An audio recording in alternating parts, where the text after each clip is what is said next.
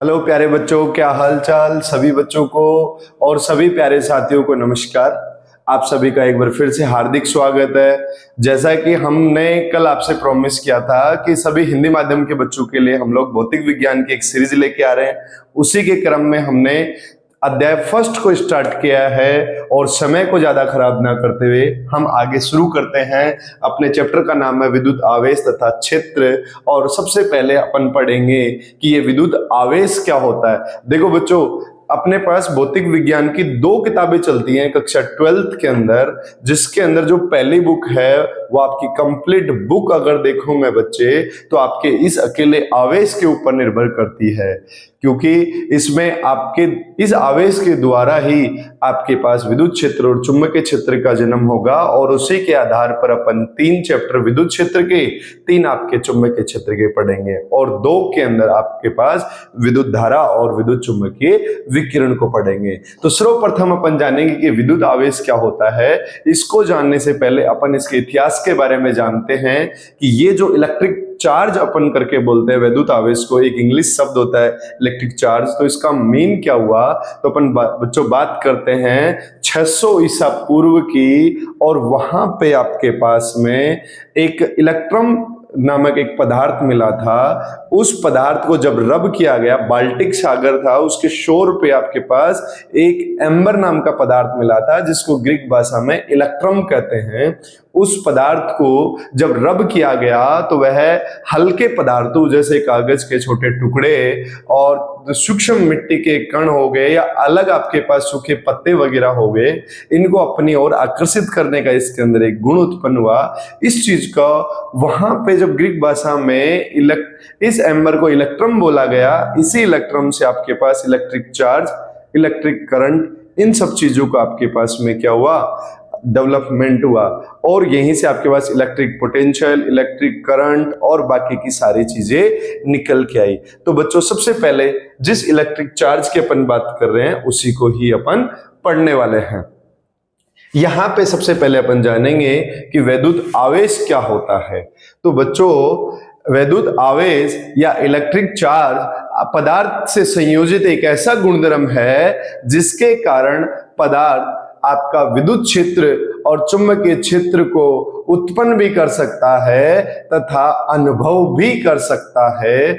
उस पदार्थ के ऐसे गुण को विद्युत आवेश कहते हैं। बच्चों, विद्युत आवेश आपको कुछ नहीं बताता, ये जनरली एक चीज बताता है कि किसी भी पदार्थ के अंदर इलेक्ट्रॉन की अधिकता है या फिर कमी है। अगर किसी पदार्थ के अंदर इलेक्ट्रॉन की अधिकता है तो उसे ऋणात्मक आवेश होगा उसमें, यदि उसमें इलेक्ट्रॉन की कमी है तो वहां पे धनात्मक आवेश होगा। तो यहां से आप कह सकते हो कि आवेश आपका 2 प्रकार का होता है, एक होता है धनात्मक और दूसरा होता है ऋणात्मक। ठीक है प्यारे बच्चों, यहां से आप बात करते हैं क्योंकि अपन को पता है कि कोई भी भौतिक राशि होती है उसका प्रॉपर मेजरमेंट भी होता है और देखा जाता है कि वो राशि सदिश है कि अदिश। यहां पे आपके पास आवेश केवल संख्यात्मक मान दे रहा है, अर्थात परिमाण को बताता है। यहां से हमें दिशा के बारे में कुछ पता नहीं होता, इसलिए विद्युत आवेश आपकी एक अदिश राशि है जो केवल इलेक्ट्रॉनों की मात्रा को बताती है। तो बच्चों, यहां पे आवेश को मेजर करने के लिए इसके यूनिट की नीड होती है और जो यूनिट मात्रक होता है वो होता है बच्चों आपका एम्पियर इनटू सेकेंड। इसकी दूसरी यूनिट जो मात्रक होता है वो होता है कूलाम और तीसरा होता है स्टेट कूलाम। आपके पास में देखें तो इसका एक व्यवहारिक मात्रक भी होता है। बच्चों, ये तो आइडियल मात्रक हो गए, आपके छोटी यूनिट्स हो गई। अगर बड़ी यूनिट की मैं बात करूं वो होता है आपका फेराडे, और 1 फेराड बराबर होता है आपके पास 96,500 कूलाम। ठीक है बच्चों, अगर मैं बात करूं आपके पास मात्रक हो गया, राशि आपने बता दी, तो विमा क्या होती है प्यारे बच्चों। यहां पे जो विमा निकालेंगे, अपन को 11th क्लास में पता है कि जो विद्युत धारा होती है वो एक मूल राशि है।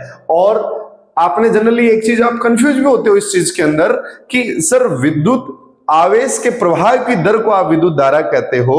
लेकिन प्यारे बच्चों, जो अपन को 10th तक पढ़ाया जाता है उसमें उस डेफिनेशन के अंदर अच्छे से क्लियरिटी नहीं होती। यहाँ पे आवेश आपका क्या होता है वो आपको मैंने एक आवेश की आपको डेफिनेशन दे रखी है। किसी भी धारावाही तार के अंदर 1 सेकंड में प्रभावित होने वाली धारा का मान यदि 1 एम्पियर है तो उसमें प्रभावित आवेशों की संख्या होगी वो आपका 1 कूलाम होगी। तो इसका मतलब ये हुआ कि विद्युत धारा आपकी मूल राशि है, इसलिए आवेश का जो मात्रक बनेगा बच्चों वो आपका बनेगा एम्पियर इंटू सेकंड करके। ठीक है बच्चों, यहीं से अगर विमा की बात करेंगे वो आपका होगा 80। ओके, अब बात करते हैं कि सर आवेश के गुणधर्म क्या होंगे। यहां पे अगर मैं आवेश के गुणधर्म की बात करूं तो आवेश के अपने गुणधर्म हैं, जैसे कि आवेश 2 प्रकार का होता है, धनात्मक और ऋणात्मक।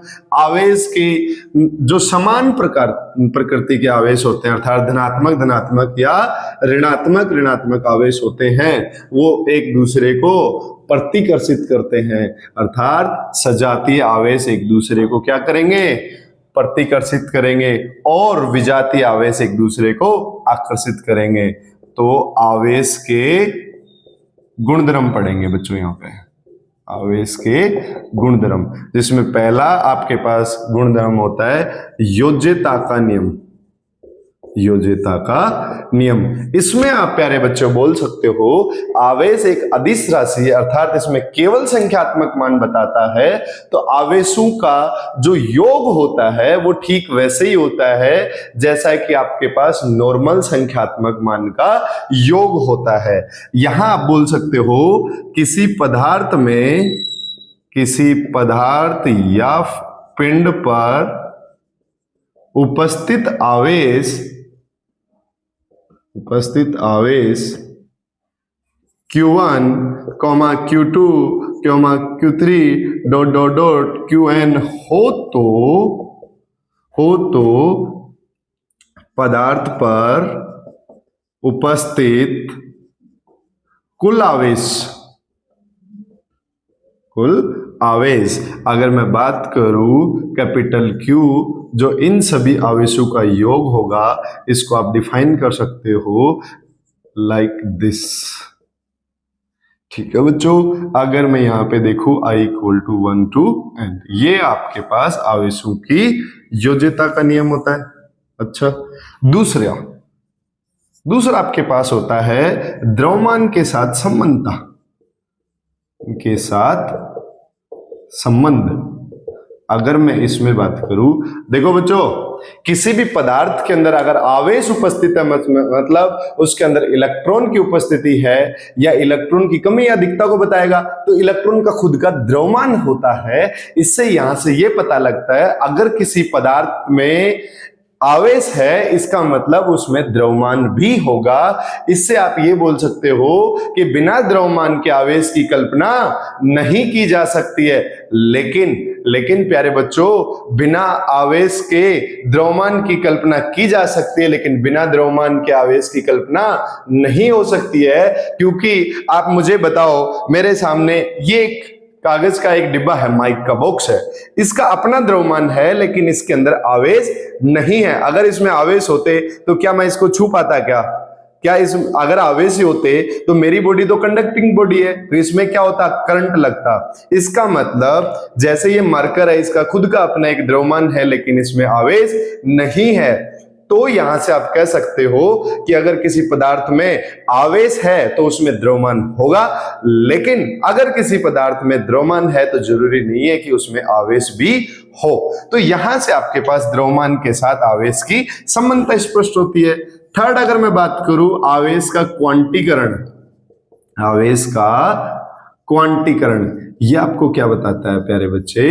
Quantization of charge. ये बताता है कि किसी भी पिंड अथवा वस्तु के ऊपर आवेश की कितनी मात्रा हो सकती है। तो इसको डिफाइन करने के लिए बताया गया है कि किसी भी पिंड अथवा वस्तु पर उपस्थित आवेशों की संख्या आवेशों की सबसे छोटी इकाई अर्थात क्वांटा के चार्ज के पूर्ण गुणज के बराबर होता है। क्वांटा क्या होता है बच्चों? इलेक्ट्रॉन का चार्ज। राइट। और इलेक्ट्रॉन का चार्ज कितना होता है, वो होता है आपके पास में 1.6 इंटू 10⁻⁻⁹ कूलाम।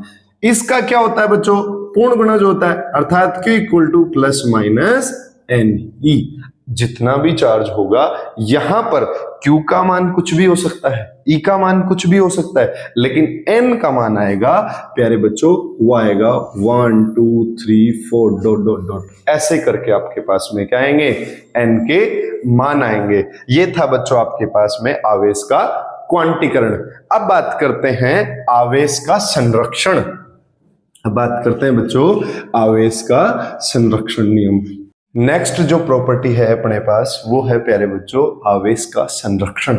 आवेश का संरक्षण क्या होता है, आवेश के अंदर बेसिकली क्या, आवेश को अपन न तो उत्पन्न कर सकते हैं न ही नष्ट कर सकते हैं। आवेश को केवल एक पिंड अथवा वस्तु से दूसरे पिंड अथवा वस्तु के अंदर स्थानांतरित किया जा सकता है। इसको अपन कैसे समझेंगे बच्चों, आवेश संरक्षण के नियम के अनुसार किसी विलगित निकाय का कुल आवेश सदैव संरक्षित रहता है, अर्थात धनात्मक आवेश ऋणात्मक आवेश में चेंज हो सकता है तथा ऋणात्मक आवेश धनात्मक आवेश में चेंज हो सकता है, लेकिन कुल आवेश का विलगित निकाय में जो परिमाण होगा वो आपका सदैव ही समान अर्थात बराबर रहेगा। जैसे कि अपने पास ये कोई विलगित निकाय है जिसके अंदर बहुत सारे धनात्मक और ऋणात्मक आवेश हैं, तो देखो ये जो विलगित निकाय का मतलब हुआ कि इस निकाय के अंदर ना तो कोई आवेश यहां से आप बाहर ले जा सकते हो और ना ही आप एक भी आवेश अंदर ला सकते हो। तो इसका मतलब हुआ कि जितने भी आवेश हैं वो आपके सामने इसी विलगित निकाय में है। अब इसमें आपस में चीजें इंटरचेंज आपके हो सकती हैं, अर्थात आपका धनात्मक आवेश ऋणात्मक में और ऋणात्मक आवेश धनात्मक में परिवर्तित हो सकता है, लेकिन कुल आवेश का मान तो सेम ही रहेगा जो आपके पास स्टार्टिंग में था। गुड। तो ये बच्चों आपके पास प्रॉपर्टी थी आवेश का संरक्षण। अब बात करते हैं नेक्स्ट प्रॉपर्टी की, आवेश का गति के साथ संबंध। देखो बच्चों आइंस्टीन की सापेक्षिता का जो सिद्धांत है E बराबर mc², वो आपको बोलता है यदि किसी पिंड अथवा किसी भी वस्तु को आप प्रकाश के वेग से अगर गतिमान कराते हो तो वो आपका ऊर्जा में परिवर्तित हो जाता है। अर्थात आपके पास में अगर किसी भी द्रव्यमान को आप गति कराते हो तो उसके भार में क्या आता है, उसके द्रव्यमान में परिवर्तन आता है, लेकिन आवेश के साथ ऐसा कुछ नहीं होता।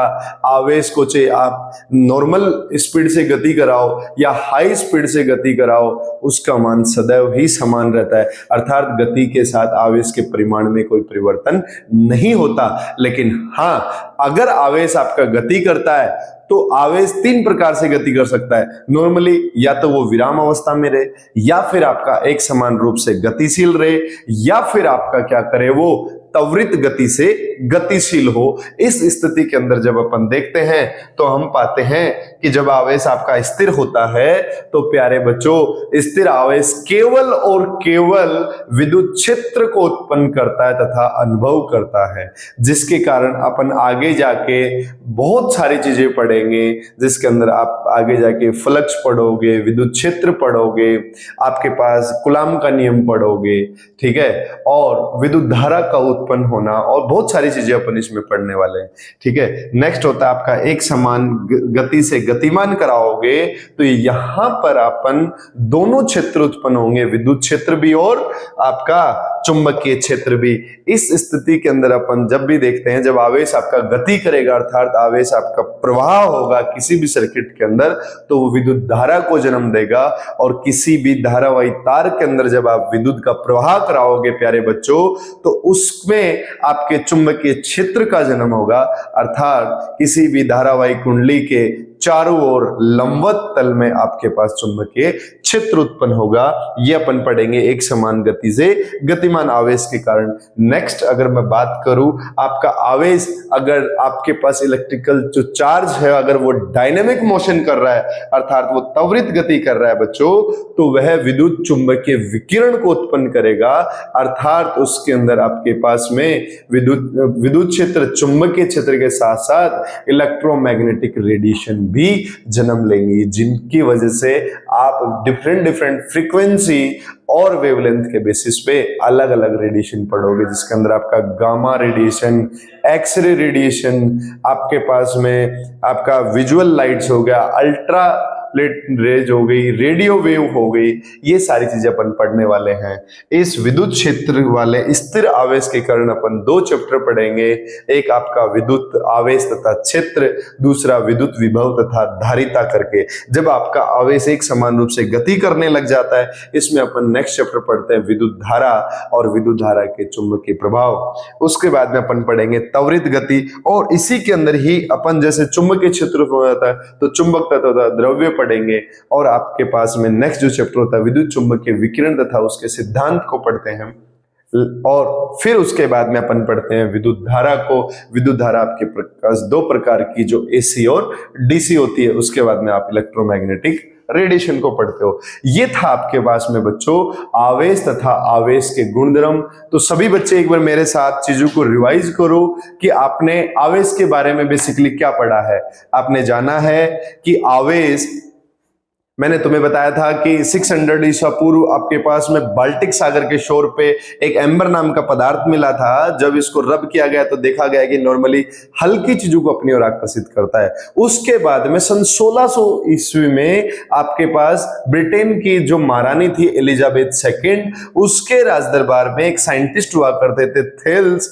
जब उसने देखा अन्य आपके पास में पदार्थों को, जब उसने आपस में रब करवाया तो देखा कि इनमें भी हल्के वस्तुओं को अपनी ओर आकर्षित करने का गुण उत्पन्न हुआ, तथा सेम आवेश वाली वस्तुओं को जब नजदीक लेके आ रहे थे तो वो दूर जा रही थी, और विपरीत आवेश की वस्तुओं को जब नजदीक लेके आ रहे थे तो उनमें अट्रैक्शन हो रहा था। ये चीजें थेल्स ने देखी, तो यहां से कंट्रोडिक्शन उत्पन्न हुआ कि यार मैग्नेट तो लोह चुंबकीय पदार्थों को अपनी ओर आकर्षित करती है, लेकिन ये एक नई चीज और कहां से आ गई कि अगर चीजों को तुम रब करते हो, आपके पास में जैसे बिल्ली के फर वगैरह हो गए, आपके पास में एबोनाइट हो गया, जब इन सब चीजों को जब रब करते हो तो फिर वो अट्रैक्ट करती हैं। बचपन में आप बच्चों ने देखा होगा कि नॉर्मल स्केल को जब बालों में रगड़ते हैं और फिर आप जैसे कागज के हल्के टुकड़े और मिट्टी के कणों की तरफ लेके जाते थे तो मिट्टी के कण स्केल के चिपक जाते थे, वो कागज के टुकड़े स्केल के साथ हवा में उड़ने लगते थे और उसके आके चिपक जाते थे। यहां से आपके पास आवेश का जन्म होता है। इसी आवेश के कारण आप विद्युत विभव, विद्युत आवेश, विद्युत धारा, विभवांतर और न जाने आप विद्युत चुंबकीय विकिरण, आईटी सेक्टर आपका जो आज इतना अच्छा खासा डेवलप हो रहा है, टेलीकम्युनिकेशन का सेक्टर, उन सब चीजों को आप बारी बारी से यहाँ पे अध्ययन करते हो। फिर आपने जाना कि विद्युत आवेश जो आपके पास है उसको आप माप कैसे सकते हो। किसी भी भौतिक राशि को मापने के लिए कुछ स्टैंडर्ड पैमाने होते हैं जिनको आप मात्रक कहते हैं, और विद्युत आवेश को मापने के लिए आपके पास में बेसिक जो मात्रक होते हैं, आपके पास कूलाम होता है, एम्पियर सेकंड होता है, ठीक है। उसके बाद में आपके पास में व्यवहारिक मात्रक होता है जिसको आप फैराडे कहते हैं, और फैराडे का जो आपके पास मैथमेटिकल वैल्यू आई थी बच्चों, वो आपके पास में आई थी 1 फैराडे इक्वल टू 96,500 कूलाम। फिर आपने जाना था कि आवेश तो एक संख्यात्मक मान देता है, ये तो एक अदिश राशि है, और अदिश राशि है तो फिर ये क्या बताएगी, किसी भी पदार्थ के अंदर इलेक्ट्रॉन की कमी और अधिकता को बताएगी। जिसमें अपन ने जाना कि आपके पास में अगर किसी भी पदार्थ में इलेक्ट्रॉन की अधिकता है, इसका मतलब है कि उस पदार्थ के अंदर ऋणात्मक आवेश है, और अगर इलेक्ट्रॉन की कमी है तो उस पदार्थ के अंदर आपका धनात्मक आवेश है। ठीक है बच्चों। फिर आपने उसकी विमा जानी जो आपके पास 80 है। फिर आपने एक कूलाम आवेश की परिभाषा को देखा कि किसी भी धारावाही तार के अंदर उसके अनुप्रस्थ काट से प्रवाहित होने वाली 1 सेकंड में प्रवाहित होने वाली धारा का मान यदि 1 एम्पीयर है तो प्रवाहित आवेशों की संख्या को क्या कहेंगे, 1 कूलाम आवेश कहेंगे। फिर उसके बाद में आपने आवेश के गुणधर्म जाने जिसके अंदर आवेश का योज्यता का नियम आया, और द्रव्यमान और आवेश के बीच में आपने संबंध को जाना कि आवेश के बिना द्रव्यमान संभव है लेकिन द्रव्यमान के बिना आवेश संभव नहीं है। इस चीज को आपने बताया कि आवेश होता क्या है, इलेक्ट्रॉनों की संख्या, इलेक्ट्रॉन का अपना खुद का मास होता है। फिर आपने जानी बच्चों आवेश का क्वांटीकरण, किसी भी पदार्थ या पिंड के ऊपर कितने आवेश हो सकते हैं, तो इसको आपने समझा कि आवेश की जो सबसे छोटी इकाई होती है जिसको आप क्वांटा कहते हो, जिसका आवेश आपके पास 1.6 इंटू 10⁻⁻⁻19 कूलाम होता है बच्चों, वो चीजें जानी। और उसका आपके पास पूर्ण गुणज होता है जहां से आपने जाना Q equal two plus minus Ne। फिर आप जानते हो कि आवेश का संरक्षण क्या होता है। ये बेसिक चीजें आपको बताई थी कि आवेश संरक्षित रहता है, अर्थात आवेश को न तो उत्पन्न किया जा सकता है और न ही नष्ट किया जाता है प्यारे बच्चों। अर्थात धनात्मक आवेश ऋणात्मक आवेश में, ऋणात्मक आवेश धनात्मक आवेश में परिवर्तित हो सकता है, लेकिन कभी भी आवेश को नष्ट नहीं किया जा सकता। अर्थात विलगित निकाय का कुल आवेश हमेशा संरक्षित रहेगा। फिर आपने जाना आवेश का गति के साथ क्या संबंध होता है। जैसे द्रव्यमान को अगर हाई स्पीड से आप गति कराते हो प्रकाश के वेग के अकॉर्डिंग, तो उसके मान में परिवर्तन होता है, लेकिन कभी भी आवेश गति के साथ परिवर्तित नहीं होता, अर्थात उसके मान में परिवर्तन नहीं आता। लेकिन बच्चों जब आप आवेश स्थिर होता है तो वो केवल विद्युत क्षेत्र को उत्पन्न करता है, लेकिन और आवेश अगर एक समान रूप से गति करता है तो आपका विद्युत और चुंबकीय क्षेत्र दोनों उत्पन्न करता है। लेकिन अगर वही आवेश आपके पास में विद्युत त्वरित गति करने लग जाए तो विद्युत चुंबकीय क्षेत्र के साथ साथ विद्युत चुंबकीय विकिरणों को भी जन्म देता है। तो आज की क्लास में प्यारे बच्चों अपन ने जाना कि विद्युत आवेश और आवेश के गुणधर्म कैसे होते हैं। आप जुड़े रहिए इस प्लेटफॉर्म पे और आप सभी का हार्दिक स्वागत है। फिर से आपने इतनी देर मेरे को सुना, समझा, इतने धैर्य के साथ चीजें की, और आप घर पे एनसीईआरटी की बुक को अपने सामने रख के और फिर लेक्चर को देखना, आपको हर एक पॉइंट हर एक चीज क्लियर हो जाएगी प्यारे बच्चों। जय हिंद।